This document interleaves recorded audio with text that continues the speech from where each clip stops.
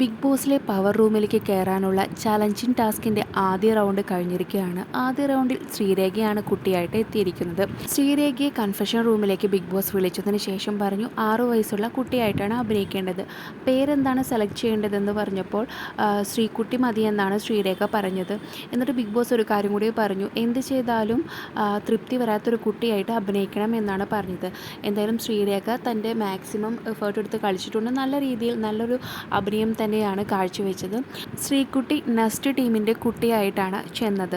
Next ടീമിൽ ശ്രീകുട്ടിയുടെ അമ്മ ശ്രീതുവും അച്ഛൻ ശരണയും, മാമനായിട്ട് വരുന്നത് സിജോയും, കുട്ടിയുടെ അമ്മൂമ്മയായിട്ട് വരുന്നത് നോറയും, മുത്തച്ഛനായിട്ട് വരുന്നത് സുരേഷുമായിരുന്നു.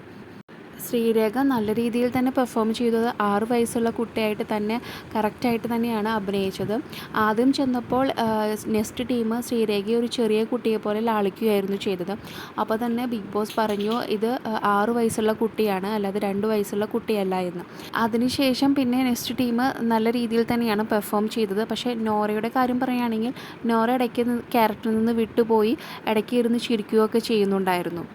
പിന്നെ അതിനുശേഷം ബിഗ് ബോസ് തന്നെ പറഞ്ഞു ശ്രീരേഖയോട് കുട്ടിയിൽ നിന്ന് തിരിച്ചു വരാമെന്ന്. ഇപ്പോൾ ലൈവിൽ മുട്ടനടിയാണ്. ഐസ്ക്രീമിൻ്റെ പേരിലാണ് അടിയോടെ നടക്കുന്നത്. കൂടുതൽ ബിഗ് ബോസിൻ്റെ ലൈവ് അപ്ഡേറ്റ്സും ഡെയിലി വോട്ടിംഗ് പ്രൊമോയ്ക്കുമായി ചാനൽ സബ്സ്ക്രൈബ് ചെയ്യാൻ മറക്കല്ലേ.